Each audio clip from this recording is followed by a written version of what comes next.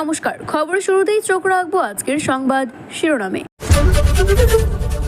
21শে জুলাইয়ের সভায় শুধুমাত্র মমতারই ছবি, তৃণমূলের প্রস্তুতিকে কড়া বার্তা।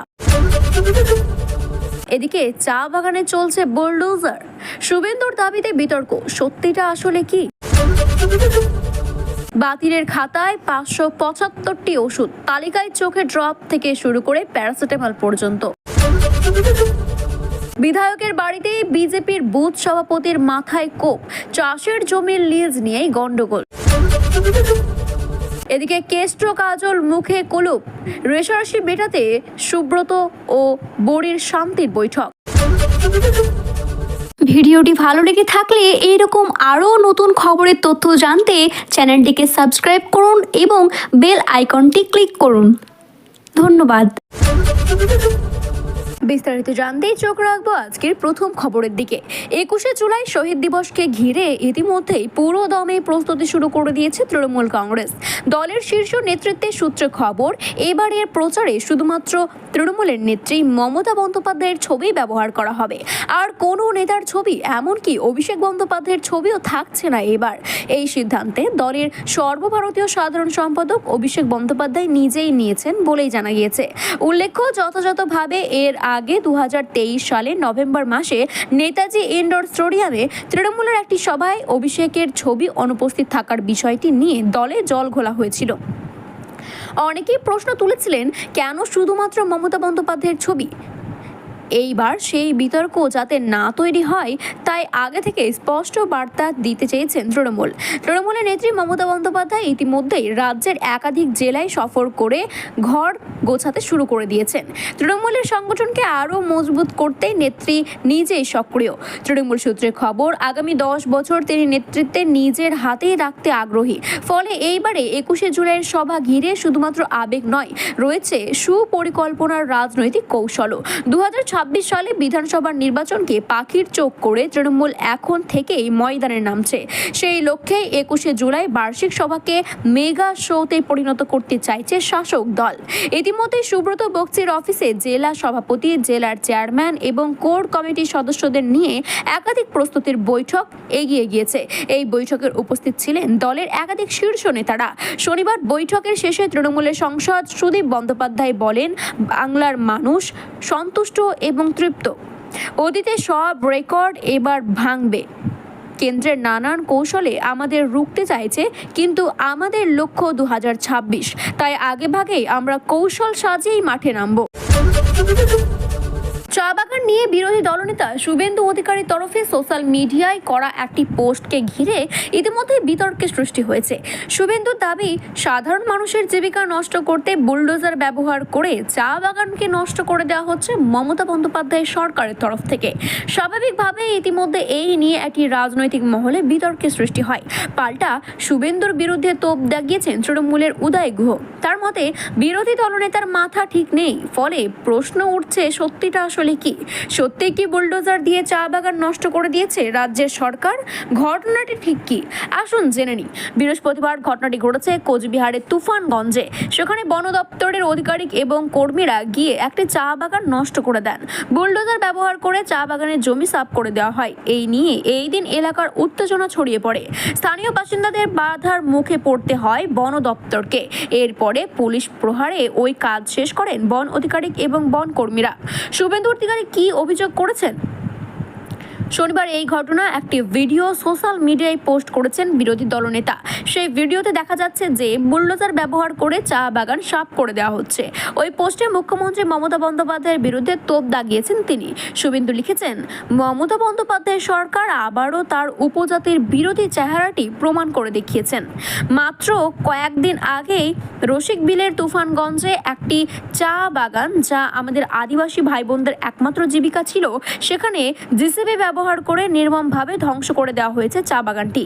এই উত্তরবঙ্গের আদিবাসী সম্প্রদায়ের অস্বস্তির ওপরে সরকারি সরাসরি আক্রমণ, কারণ তারা তৃণমূল কংগ্রেসকে ভোট দেয়নি।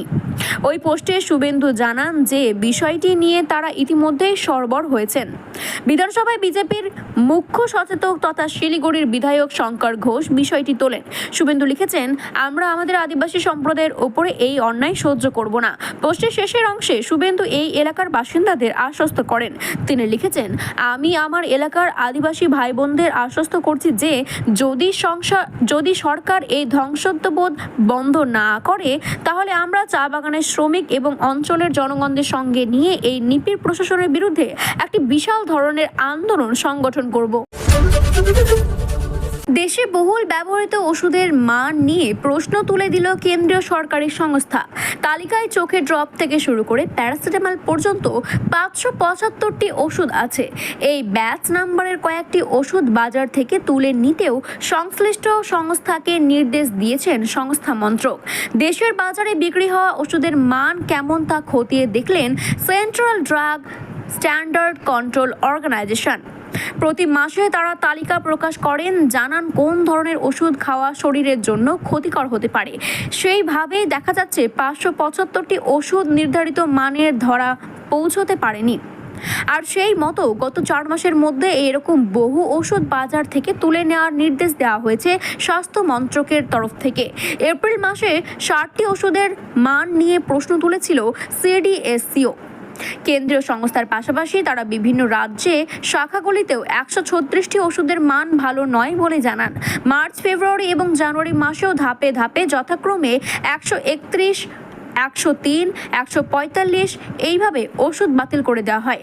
আগের 3 মাসের তুলনায় এপ্রিলে অনেক বেশি পরিমাণের ওষুধকে বাতিলের খাতায় ফেলা হয়েছে।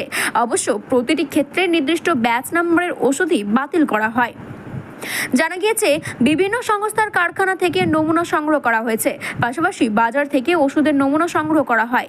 একই সমস্যার ব্যবহৃত হয় এমন নানান ধরনের সংস্থার ওষুধের মধ্যে তুলনামূলক বিচার করা হয়, তারপরে বাতিলের তালিকা তৈরি করা হয়েছে। হিমাচল প্রদেশের সংস্থা মার্টিন অ্যান্ড ব্রাউন একটি চোখের ড্রপ তৈরি করেছেন। বিশেষ করে ব্যাচ নাম্বার ড্রপের মান ভালো নয় বলে মনে করেছে কেন্দ্রীয় সরকারের এই সংস্থা। সন্তানের জন্ম দেওয়ার উপরে মহিলাদের কয়েকটি ইনজেকশন দেওয়া হয়ে থাকে, তার একটি তৈরি করে হরিদ্বারের একটি সংস্থা। প্রশ্ন উঠেছে তার মান নিয়ে। এর পাশাপাশি যথেচ্ছ পেনকিলার খাওয়া যৌক্তিকতা নিয়ে আগেই সংশয় প্রকাশ করেছিল চিকিৎসক মহল। সেখানে দেখা যাচ্ছে ভারতের বাজারে বিক্রি হয় এমন কিছু পেনকিলার যা শরীরের জন্য ক্ষতিকর। সেগুলির মধ্যে বিশেষ ব্যাচ নাম্বারের ওষুধ বাজার থেকে তুলে নিতে নির্দেশ দিয়েছে স্বাস্থ্য মন্ত্রক। লিজের জমির টাকা নিয়ে তাদের মধ্যে বিবাদ, আর তার জেরে বিজেপির বুথ সভাপতির মাথায় ধারালো অস্ত্রের কোপ মারার অভিযোগ, তাও আবার বিধায়কের বাড়িতে। শনিবার সকালে ঘটনাটি ঘটেছে বনগাঁ দক্ষিণের বিজেপির বিধায়ক স্বপন মজুমদারের বাসভবনে। জানা গিয়েছে আহত ওই ব্যক্তির নাম রামপ্রসাদ শিকদার। বর্তমানে তিনি বনগাঁ মহকুমা হাসপাতালে চিকিৎসাধীন রয়েছেন। স্থানীয় সূত্রে খবর, উত্তর 24 পরগনার গোপালনগরের থানার পাল্লা এলাকায় বাসিন্দা রামপ্রসাদ শিকদার বিজেপির বুথ সভাপতি, আর পেশায় তিনি একজন চাষি। তার স্থানীয় পলাশঝালি সক্রিয় বিজেপি কর্মী।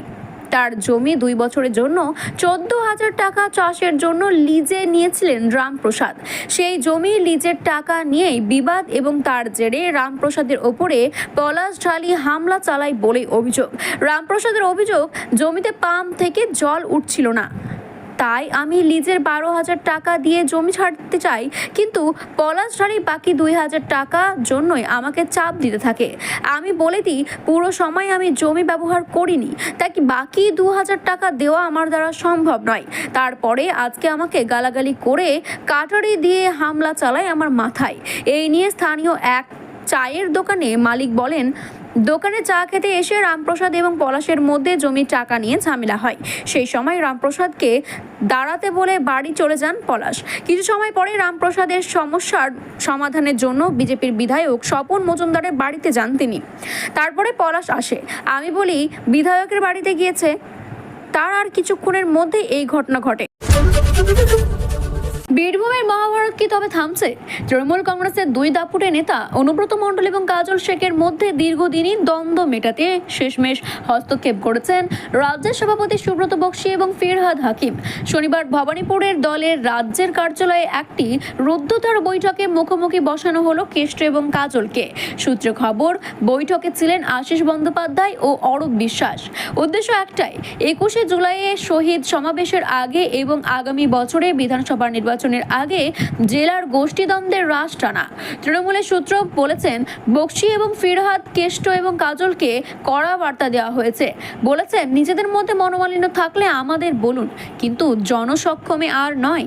সামনে ভোট, একই সঙ্গে মিলে কাজ করতে হবে, মাথা ঠান্ডা রাখুন। তবে তৃণমূলের নেতৃত্বে এই সংস্কার সভার পরে দলের কর্মীদের কৌতূহল আরও বেড়েছে।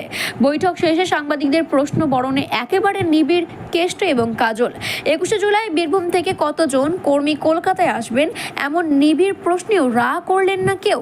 একসময় অনুব্রত মানে বেফাঁস মন্তব্য, ক্যামেরা দেখলেই বলতেন, বলুন কি জানতে চান। কিন্তু এই দিন কেষ্ট যেন এক অন্য মানুষকে। কাজলের মুখেও কুলুপ, দলের অন্তরে চাপা গুঞ্জন। কি এমন বলা হলো বৈঠকে? কেউ বলেছেন ওরাও বুঝে গিয়েছে এখন কথা বললেই বিতর্ক তৈরি হবে, তাই চুপ করে থাকাটাই শ্রেয়।